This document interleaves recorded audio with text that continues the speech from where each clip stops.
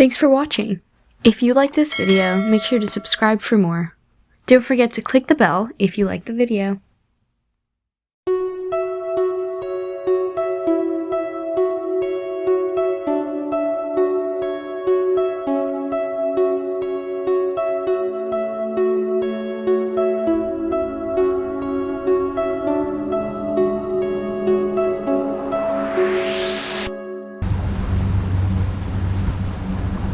So beautiful.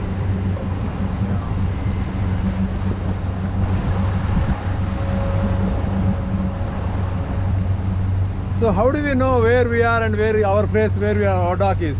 See, most of the time you have to remember by the landmarks. Even then it's hard. So because this is very close to where we live, I mean where the dock is, so we know this area. But generally the best way of navigation is Google Maps. Oh, okay. Always see where you are, just like how where your car is, where your boat, it will show up in the map, and you know your destination, map your destination. Okay. And then, but it won't give you the directions unless you download some separate apps for the water navigation. But at least you know you can see the real time, right, where the boat is going and where the destination is. That's how we can navigate to this. It's easy to get lost without navigation. You know, it's much easier. Obviously with GPS. You have the compass here, I think. Yeah, there are professionals, right? They have a compass and you can go by the compass. But again, it's good to give a location point if you don't have phone next to you where you are in case of emergency. And again, just one other thing is just like how we have AAA, there is also you know a kind of equivalent to AAA for the water, and forgot the name what it's called, but you know I have it in my link somewhere. So in case if the boats get stuck for some reason it doesn't start, or let's say your propeller hits some rock and you're stuck, yes. That happens and happened once actually. Then you can always call them, and it's just like AAA. They're 24/7. Anytime they come and pick it up, they tow the boat to the closest point. In fact, it's yeah, they tow the boat to your dock too, depending on their plan. So, or to your nearest mechanic store. So that's also there, you know.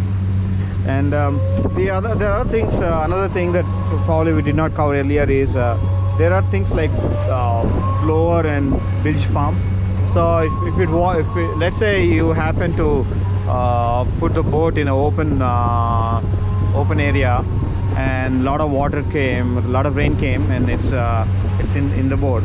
So bilge pump is the one that automatically drains the water out. So and there's an auto mode where it automatically drains the water out.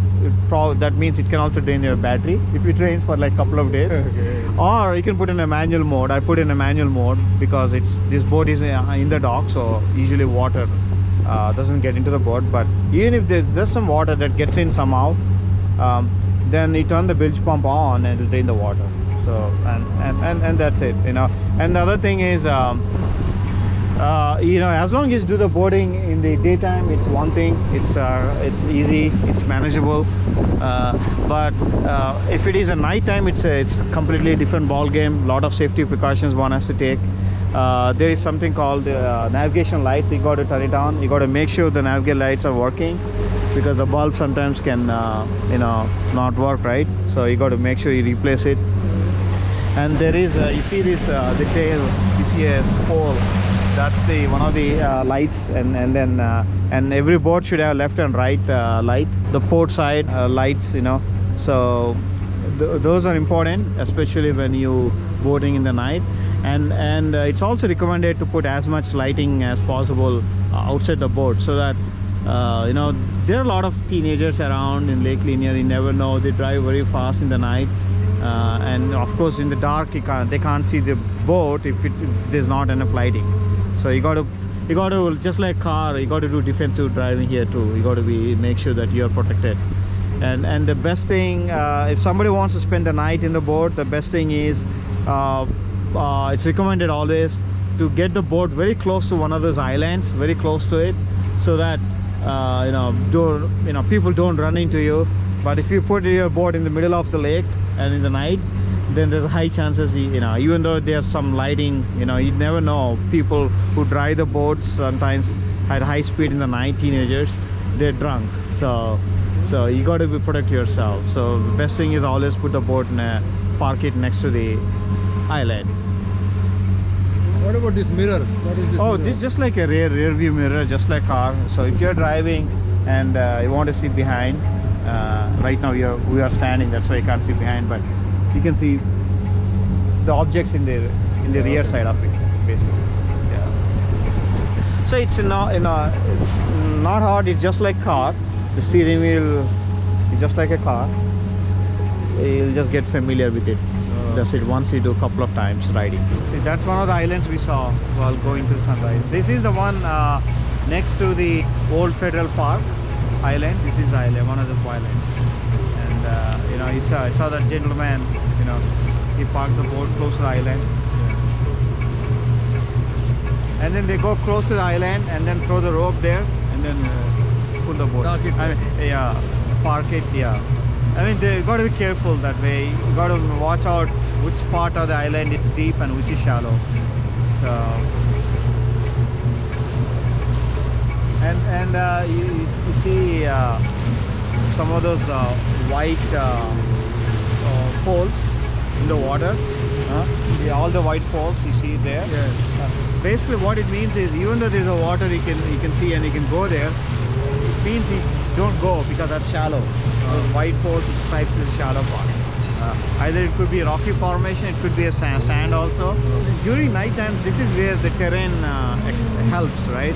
If one doesn't know, then they can take the boat over there by mistake, and if the water is shallow because it didn't rain that much, then the boat can get stuck, or their propeller can hit some rock or something like that. So you got to be careful. Some jet skis they can go, because jet ski you don't need that much of a depth under the water.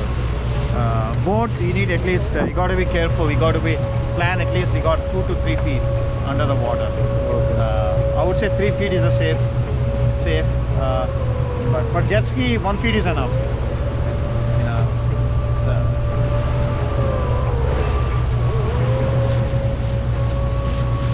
So going back to the dock. This park is good because this park has 2 beaches. One side facing this way where we can see it. There's another beach the other side of it, and they got a volleyball and courts there. People can play volleyball, and of course couple of barbecue sites. So you see there's a ramp there. That's a park ramp. It's the Old Federal Park ramp, and they got like I think 4 bays. This is 1 bay, and there are 3 bays that side, where the white car is. You see how they undocking that boat is you got to drive up, reverse it, drive up.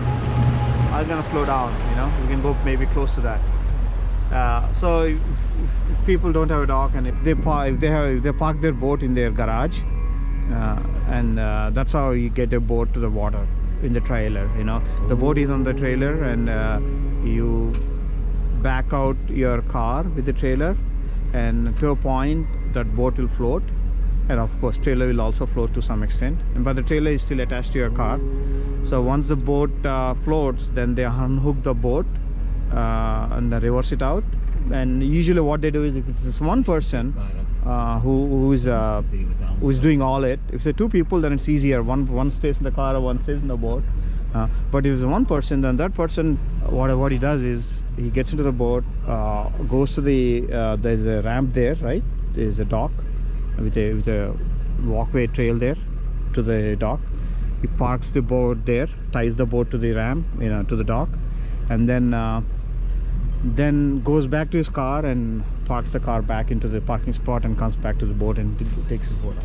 Oh, So if it is only one person, if there are 2 people, then one can be in the car and take the once the boat is in the water and released in the water, they can take the that's boat. released and it's going See, on. now we can see it's released now. So the other person is in the car or? I think there's only one person in this So case. what he's he's gonna- gonna he's gonna park the boat next On to the the dock dock, and then next go to the back. dock, and he's gonna Okay. tie the boat. Oh. And then you know they recommend not to park on the dock more than 5 minutes because Okay. a lot of people in and out. Yes. You see, it's during busy time. This is okay. Kind of we're into the winter a little bit. Yes. So it is not that busy, but during the busy times, yeah, all the 4 bays are busy. 4 Okay. ramps are busy.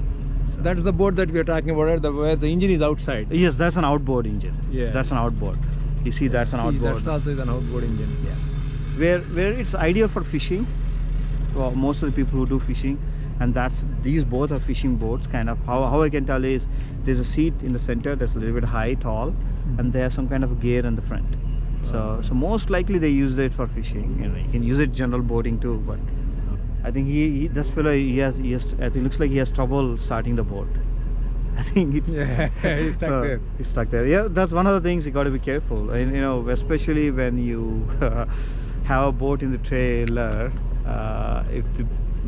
if you don't use a boat for a long time and all of a sudden you put it in the water and it doesn't start, you're stuck. Yes. I mean, you got to always carry ropes, Yes. multiple ropes, not just 1 or 2. You got to have at least 100 feet ropes, a couple of them, 2 or 3. I usually carry 3.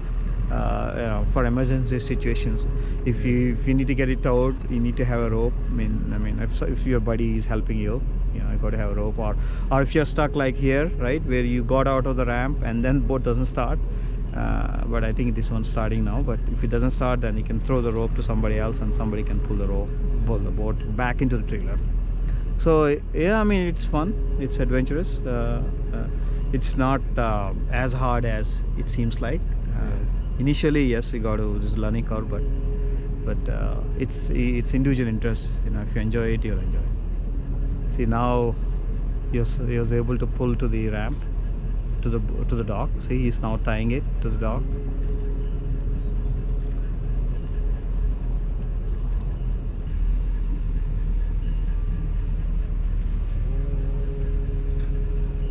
See now, see,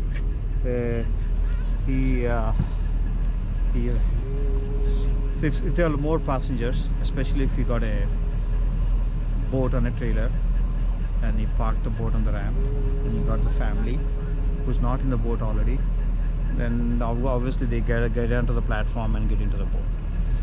Yes. So, and now he took his car, his whatever vehicle with trailer, Parked it there and come back. and then he's coming back now. See, this one is a little bit not a deeper boat. So see, this is not a. I mean, this is like at the point where he parked his boat, that's 4 feet. You got to be careful, and because it's an outboard, the propeller is not that far away. See how he's able to pull up Yeah, the boat. without the- I mean, he can do it just small boats like this. That's probably a 10-footer or 12-footer. Bigger boat where you got a propeller a little bit down, like that one, for example. That's got a propeller like at least a feet below the water level. So you got to be careful. I mean, and those platforms, usually they put a platform location where the water depth is at least 8 to 10 feet. Okay. So you're safe there. Yeah. Platforms are designated, but that spot where he put Parked the and boat land. on Yeah, the it's ramp, risky. it's not a designated parking spot, but Yes. they made it one. It's risky actually. It will it may probably damage the boat also sometimes. Right? Yeah, sometimes it can. There are get rocks stuck. there. Oh yeah, It will hit the rocks. the propeller will get Yeah. damaged, and you have to replace just the blades. Yeah.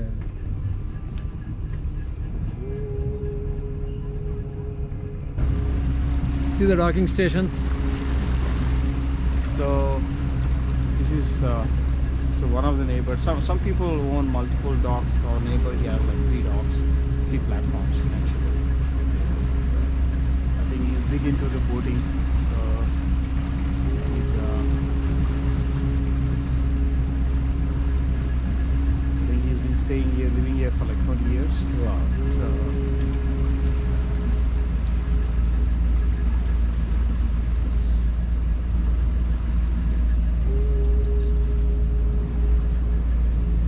and that's our dock, the Khalisar. Yes.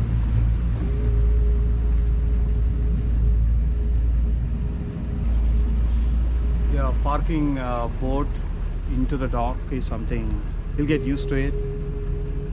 You got to maintain your pace. Make sure you don't hit it. Yeah, even if you hit it, there's some Okay, cushion. fenders, Okay. cushions. I mean, of course, you don't want to hit it at high speed. Yes. You have to control your speed. So.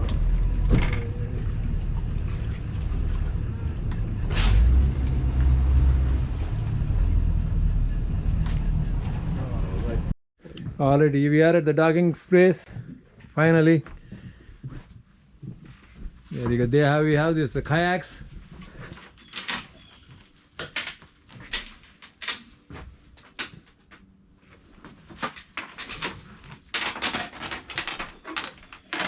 Oh, so you with the chain, that way it doesn't go away, I guess. Yeah, and also safety. So Yes. nobody Yes. will take it out. But there are some security stuff.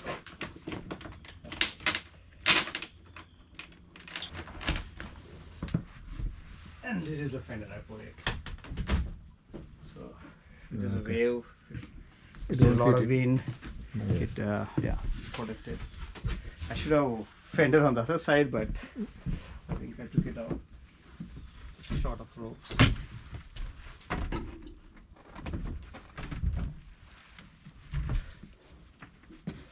That's it. There are sometimes, there are a lot of trees that fall off in the water, and it's a maintenance to cut those. You got to call somebody to do it. Yes.